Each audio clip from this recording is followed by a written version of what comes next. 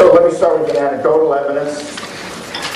This is the story I started to talk to you about this history we have of commissions and inquiries that have looked into wrongful convictions. This is our experience, but it's experience that has been of wrongful convictions. We know it's gone on in Great Britain, we know it's gone on in the United States, and in Australia, and all the other common law countries. I want to talk about one case. And the reason I like to talk about this case is because it is such a wonderful example of how the system can go wrong because of mistakes in credibility. And let me just give you a little bit of background because I think it's an interesting story. Thomas Soffonow was accused of murder. The killing was alleged to have happened, well, there was no doubt there was a killing in a small restaurant in Winnipeg, which is in sort of in the middle of our country, in the province of Manitoba. Soffonow was kind of a loner, a little different than other people, and for whatever reason, suspicion fell upon him as the one who had killed this young waitress. The case depended on two types of evidence. Eyewitness evidence, and Susan's going to tell you that part of the Soffonow story this afternoon. And it also depended upon this very interesting phenomenon we used to have called jailhouse informants. And I'll talk about that in a minute. Soffonow himself relied on an alibi. He said, I was somewhere else. It was very near Christmas, and he said that he was out distributing Christmas presents to children in hospitals. It's kind of a strange story, but this is the story he was telling. So Soffonow goes to trial. He is convicted. He appeals to the Manitoba Court of Appeal. Court of Appeal says the judge made mistakes, send him back for a new trial. Convicted a second time, appealed. Court of Appeal said the judge made mistakes, sent him back for a third trial. Convicted a third time. Finally, he goes to Manitoba Court of Appeal. They say enough is enough, and they enter an acquittal. They say the evidence is just too unreliable. But Soffonow's been in jail all this time, and people are saying, what went wrong? What's wrong with our system that could produce a story like this? And so the government set up a commission of inquiry. They asked a very experienced former Supreme Court judge to conduct an inquiry. And he looked at all the aspects, and I'm just going to look at two of them in terms of credibility.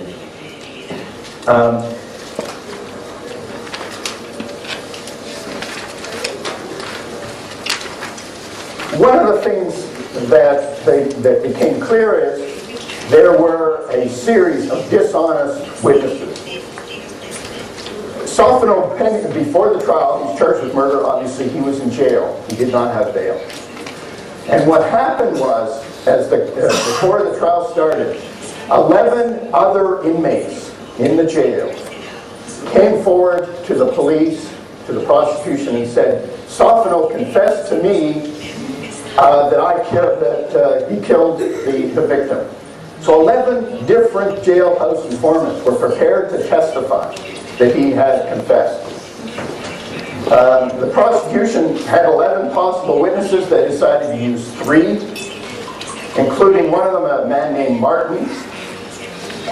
Martin had testified, as you see here, in 9 prior cases. So he had the good luck of 9 other people coming forward and saying that they had been confessing to him. It's amazing. It's like a priest or something. People were confessing to crimes to him. They were lying. They were lying. Soffonow did not commit this crime and did not confess to these people. And yet, the police believed these inmates, the prosecution believed them, and obviously the jury believed them. Why was it that we were unable to detect that these people were lying? Peter Neufeld is an American who is one of the people, you may have heard of it, the Innocence Project, where they attempt to free people, most of them on death row in the United States, through DNA. And what they found, similar experience to what we saw in Sofano, is that time and again, one of the causes of wrongful convictions is that these jailhouse informants come forward for whatever reasons and give this false evidence. The other very disturbing part about Sofano is that he had an alibi. As you know, in order to be acquitted, all you have to do is raise a reasonable doubt. And yet, Sofano, an innocent man, was unable to convince a jury, even to the point of reasonable doubt, that he was somewhere else at the time of the crime.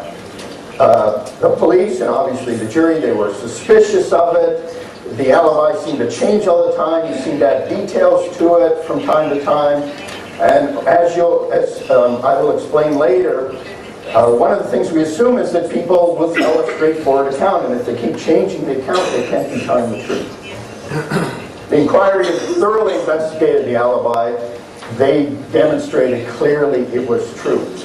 But this is very disturbing. How was it that all of these people, the prosecutors, the police, the jury, were unable to see that this alibi was true?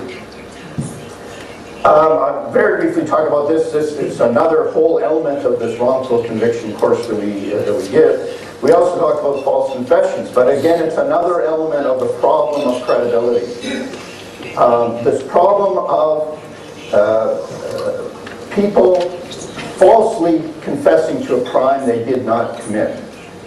And what we have seen time and again is that judges, jurors, people involved in the criminal justice system have difficulty deciding whether or not this person is telling the truth when they confess to the truth, or telling the truth when they swear in court that they did not commit the offense, that they falsely confessed. And we're going to work some more on this, and perhaps this is something we'll be able to do with Seha. All right, that's the anecdotal evidence. That's these are the stories we tell. What is the science?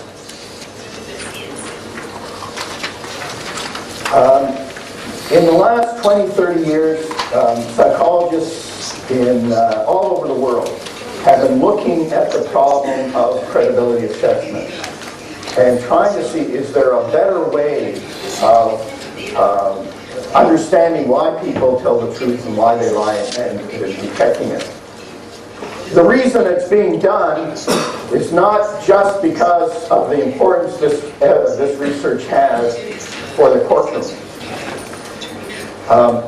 It is important in all kinds of crucial aspects of our life.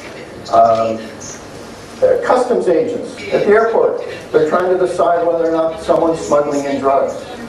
The police, when they're investigating. Terrorism suspects. Very crucial issues depend upon accurately assessing credibility. So lots of work is going on. One of the things they look at is how good are we at deciding whether or not someone is telling the truth by watching them, by looking at them, by seeing how they tell a story and what they do. And what these studies have shown time and time again is that we are not very good at it.